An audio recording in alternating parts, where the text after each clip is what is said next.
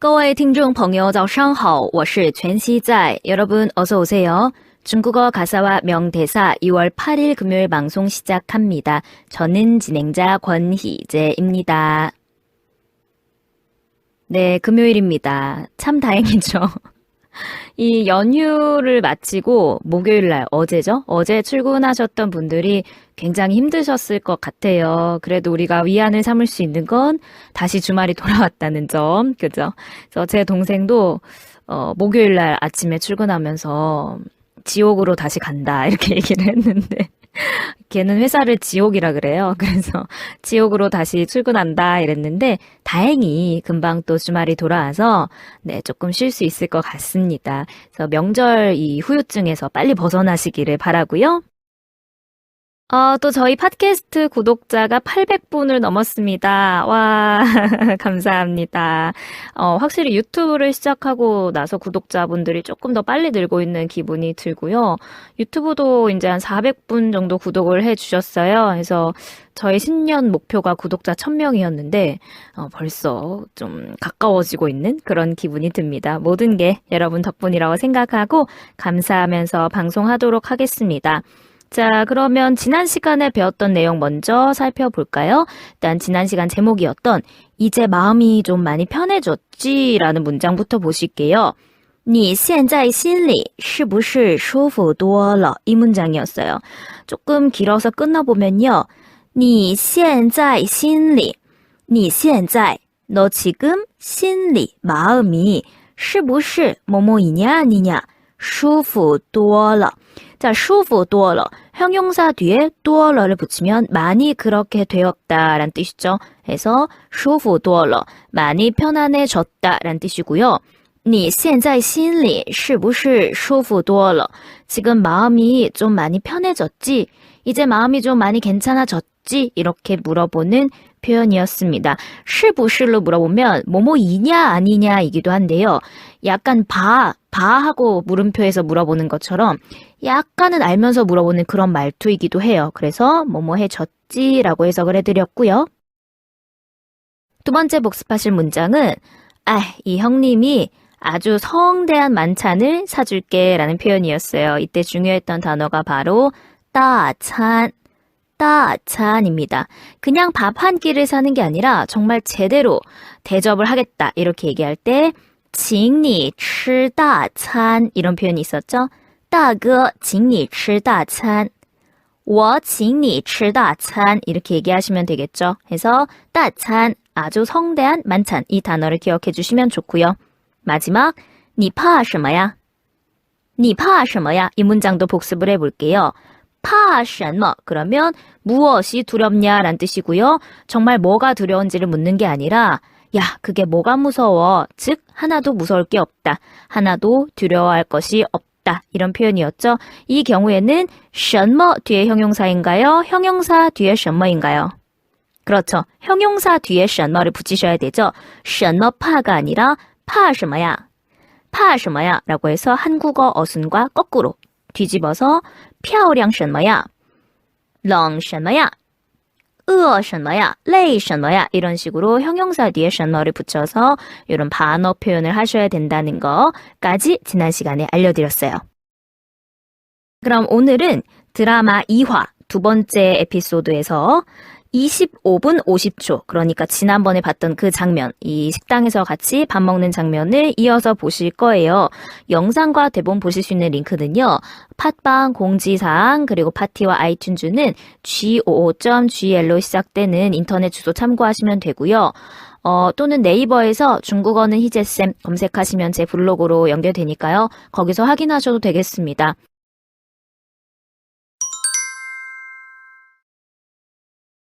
자, 25분 50초부터 잘 보고 오셔야 되는데요. 지난 시간에 여기까지 봤어요. 你现在心里是不是舒服多了? 라고 샤오씨가 묻자 보송이가 舒服多了. 많이 편해졌어. 많이 위로가 되었어. 라고 대답을 했죠. 그 말을 듣자마자 샤오씨가 이렇게 얘기합니다. 你看看我. 你看看我 하면 너 나 좀 봐봐 라는 뜻이죠. 동사를 두 번 사용했습니다. 칸 동사를 두 번 쓰면 어떤 뜻이 된다고요? 네, 맞습니다. 가벼워진다고요. 한 번 보다, 좀 보다, 잠깐 보다 이렇게 해석하셔야 되고요. 두 번째 음절은 경성으로 발음하게 됩니다. 야, 너 나 좀 봐봐. 挫折 16년, 越挫越勇. 여기까지 끊어서 볼게요. 挫折, 挫折, 요 단어 좌절이라고 써 있네요. 그래서 좌절하다 또는 실패하다라는 뜻을 갖습니다. 그래서 좌절한 게 얼마 동안 16년, 16년 하면 16년이죠. 자, 16년 동안이라는 기간을 얘기합니다. 중국어에서는 시간의 길이, 기간이죠. 기간을 얘기할 때 동사 뒤에 붙이게 되어 있어요. 이거 시량보어, 보어이기 때문인데요. 제가 조만간 유튜브에 올리도록 할 테니까 그때 한번 공부해 보시고요. 또는 잘 모르시는 분들은 여러분이 갖고 계신 중국어 교재 중에서 시량보어라는 부분이 있으면 찾아서 보시면 되세요. 그래서 동사 뒤에 그 동작을 한 기간을 뒤에 붙이셔야 되고요. 挫折 16년 하면은 16년 동안 좌절했다라는 뜻이 됩니다. 시량보어에 관해서는 시환니 할 때도 제가 좀 구체적으로 설명을 드렸었어요. 기억이 안 나거나 설명이 더 필요하신 분은 131강 방송을 참고해 주시면 될 것 같고요. 자, 16년 동안 좌절을 했어요. 그런데 越挫越勇, 위에 A, 위에 B 많이 본 형태입니다. 그런데 혹시 모르시는 분들이 계실 것 같아서 짧게 설명할게요. 위에 A, 위에 B 그러면 A 할수록 B 하다라는 표현이고요. 쉬운 예문으로는 越多越好, 越多越好 그러면 많을수록 좋다. 客人越多越好, 손님은 많을수록 좋다. 이런 뜻으로 사용하시면 되겠습니다. 지금 나온 越挫越勇은요. 좌절할수록 용감해진다는 뜻이에요. 용은 용감하다라는 형용사죠. 그래서 越挫越勇, 좌절할수록 용감해진다. 내가 16년 동안 좌절하는데 실패할수록 좌절할수록 더 용감해지고 心性顽强简直感人이라고 얘기하네요. 心性顽强, 心性, 心性 이 단어는 한국어로는 심성이라고 적혀 있네요. 마음씨를 얘기합니다. 나의 심성, 나의 마음씨가 顽强, 완강이라고 써 있어요. 꿋꿋하다라는 뜻이에요. 나의 심성은 더 꿋꿋해지고 简直感人, 简直 하면은 완전히 정말 그야말로 실로 이런 뜻이에요. 정말 그야말로 感人, 感人 하면 감동시킨다 사람을 이런 뜻이거든요. 그래서 简直感人 그러면 그야말로 사람들을 감동시키는 거지, 감동적이지 이렇게 얘기하는 거예요. 그러니까 지금 샤오씨가 되게 귀엽고 재밌는 캐릭터잖아요. 그러니까 이 보송이를 위로하기 위해서 야, 너 봐봐. 내가 16년 동안 좌절하면서 살아왔는데 실패할 때마다 더 용감해지고 용기가 생기고 마음은 더 꿋꿋해지고 정말 그야말로 감동적이지 않니? 이렇게 위로를 해주고 있는 거예요. 정말 귀엽다라는 생각이 드는 그런 장면인데요. 이 얘기를 들은 보송이가 是我得向你学习라고 합니다. 我得向你学习. 자, 여기서는 向 사람, 学习라는 전치사 구문을 좀 눈여겨 보셔야 됩니다. 向 사람, 学习 하면은 그 사람을 본받다. 그 사람을 모범으로 삼아서 보고 배운다 이런 뜻이에요. 그래서 向你学习 하면은 너를 좀 본받는다. 너를 보고 배운다 이렇게 하셔야 되고요. 비슷한 걸로는 跟 사람 学习라는 전치사구가 있어요. 둘 다 전치사구고 형태가 비슷해서 많이 헷갈리시는데 跟 사람 学习 하시면 그 사람한테서 배우는 거예요. 그 사람이 가르침을 주어서 그 사람에게서 배운다는 뜻이에요. 예를 들어서 老师我想跟您学习汉语. 老师 선생님, 我想跟您学习汉语. 저는 선생님한테 学习汉语 중국어를 배우고 싶어요. 이 말은 선생님이 가르쳐 주시는 걸 제가 배우고 싶다. 선생님한테서 배우고 싶다 이런 뜻이고요. 大家都向他学习吧. 大家都向他学习吧. 여러분 모두 그 사람을 본받으세요. 그 사람을 배우세요. 이렇게 向他学习 하면은 그 사람을 배우다, 그 사람을 모범으로 삼아서 본받다 이런 뜻이 있어요. 그래서 向 사람 学习 하면은 본받다로 해석하시고 跟 사람 学习 하면은 누구누구한테서 누구누구에게서 그의 가르침으로써 배운다 이렇게 해석을 하셔야 돼요. 그래서 비슷한 전치사군데 해석이 다르다는 점 설명드렸고요. 여기서는 我得向你学习 했으니까 내가 너를 본받아야겠구나.得는 뭐뭐 해야 한다 라는 조동사니까요. 我得向你学习 그래, 내가 너를 본받아야겠다. 좌절했다고 슬퍼하지 말고 용기를 가져야겠다. 이런 식으로 말을 했습니다. 我得向你学习 그래서 이 문장은 외우시면 좋겠죠. 너를 본받아야겠다. 또는 네 자리에 다른 사람을 넣어서 我得向他学习 내가 그 사람을 본받아야겠다. 이렇게 말씀하셔도 되겠네요. 그러자 小西가 孺子可教 라고 얘기합니다. 孺子可教 이거 되게 재밌는 사자성어인데요. 孺子라고 하면요. 어린 사람을 얘기합니다. 특히 어린애, 어린이를 얘기해요. 孺라는 단어가 젖먹이, 아이를 뜻하는 한자인데요. 可教 하면은 가르칠만 하다 라는 뜻이 되어서요. 孺子可教 이 어린애를 가르칠만 하다. 즉 젊은 사람, 어린 사람이 발전할 가능성이 있어요. 이렇게 하나를 가르치면 두 개를 알아듣는 그런 재능이 있어요. 그래서 무언가를 가르치고 전수해 줄만 하다. 키워볼 만하다. 이런 뜻이 되겠습니다. 그래서 孺子可教 그러니까 잘 알아듣네. 잘했어. 이런 식으로 제 친구 사이에 재밌게 칭찬을 해주는 거죠. 오, 잘 알아들었네. 가르칠만 하네. 라는 뜻이고요. 그러더니 服务员面好了没有啊? 라고 뒤에다 대고 소리를 지릅니다. 服务员 이거는 종업원을 부르는 말이죠. 服务员 이렇게 부르지 마시고 부드럽게 服务员 服务员 이렇게 하시면 되겠죠. 服务는 서비스라는 뜻이고요. 위에는 직업을 나타내는 전미사입니다. 服务员 여기요, 저기요. 面好了没有啊? 面 面은 지금 이 두 사람이 시킨 음식이 뭐 볶음면이나 어떤 면이겠죠. 면이 好了没有啊? 好了는요. 다 되다, 잘 되다. 특히 음식 이런 조리하는 데 쓰이면 다 완성되는 거예요. 그런데 好了没有라고 물었으니까 완료형에 대한 질문이죠. 저기 면 다 됐어요? 안 됐어요? 이렇게 묻는 겁니다. 여기 음식 다 됐어요? 안 됐어요? 또는 조금 더 의역하면 여기 음식 왜 안 나와요? 라고도 해석할 수가 있겠네요. 服务员面好了没有啊? 面好了没有啊? 저기 왜 면 안 나와요? 면 됐어요? 이렇게 물었습니다. 왜냐하면 샤오씨는 지금 갈 데가 있어요. 이제 뒤에 영상을 조금 더 보시면 알겠지만 그 샤오씨가 계속 들고 다니는 비닐봉지가 있거든요. 그 안에 여러 가지 물건을 사놨는데 그게 이제 짱천의 엄마를 위한 거예요. 짱천의 엄마가 멀리서 오랜만에 오시기 때문에 그때 쓰실 만한 필요할 만한 어떤 생필품들을 사서 들고 다니는 거고 그걸 오늘 저녁에 짱천의 집에 갖다 줄 예정이거든요. 그래서 저녁에 갈 데가 있는데 지금 음식이 빨리 안 나오니까 마음이 조급한 겁니다. 해서 이렇게 재촉을 했어요. 그랬더니 보송이가 에 那个能给我吗? 라고 얘기합니다. 여기서의 A 이런 것들은 정말 중국식 어떤 추임새, 중국식 감탄사 이런 거에 해당이 되죠. 한국어로는 야, 있잖아. 이렇게 야, 어이 이렇게 부르는 건데 중국에서는 A 이렇게 합니다. A 那个能给我吗?那个 그거 能给我吗? 나한테 줄 수 있니? 给我는 나한테 달라고 지금 게이가 본동사로 쓰였습니다. 그거 나한테 주면 안 돼? 이렇게 물었어요. 여기서의 나거는 그 샤오씨가 손으로 이렇게 들고 흔들던 응원 카드, 플래카드를 얘기합니다.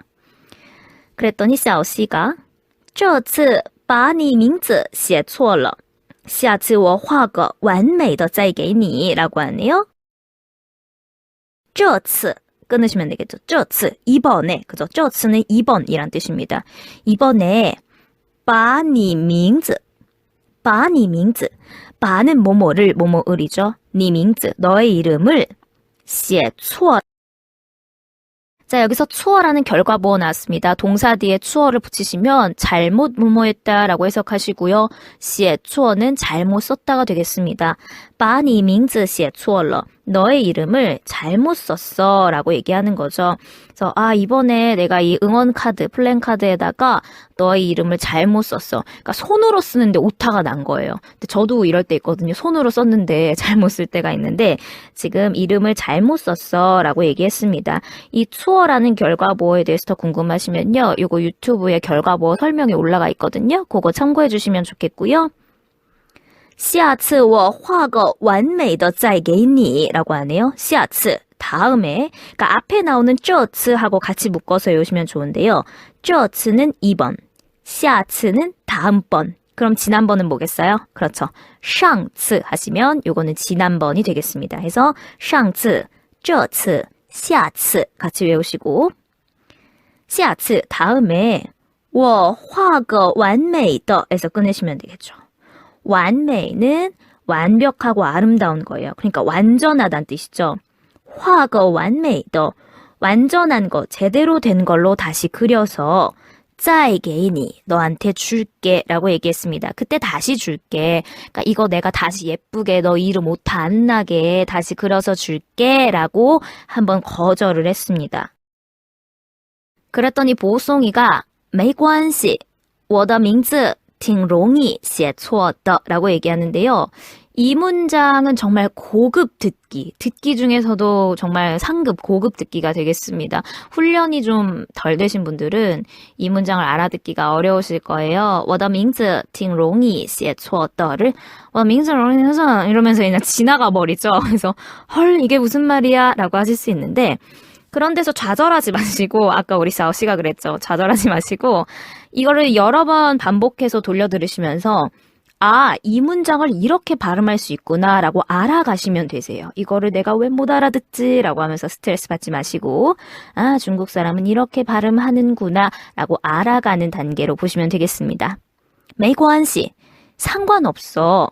我的名字 이게 이제 주어가 되는 거죠. 내 이름, 이 우보송이라는 이름은 挺容易写错的.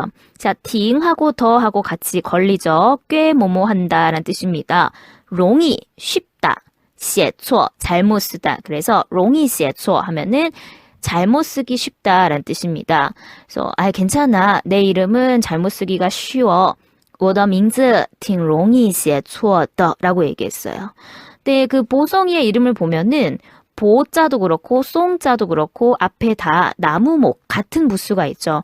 그래서 헷갈릴 수 있다라는 뜻이고요.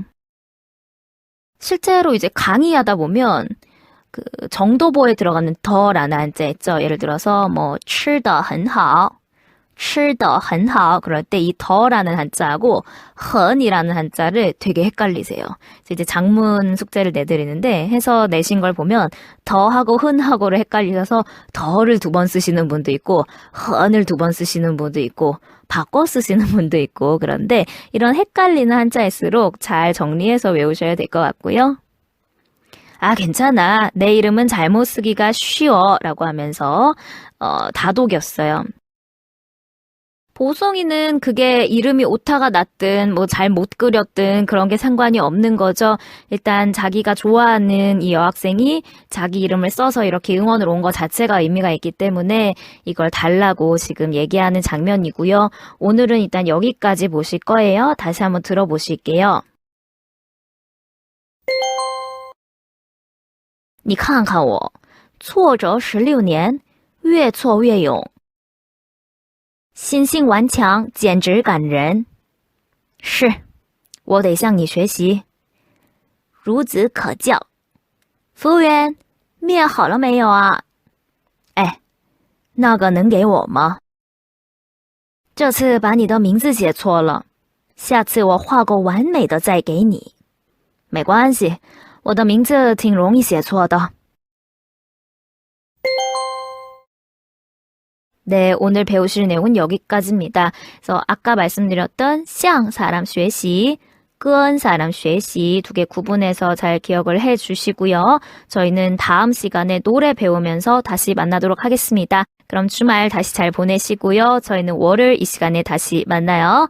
好，老师今天讲到这儿，我们周一早上6点半再见吧，大家周末愉快，拜拜。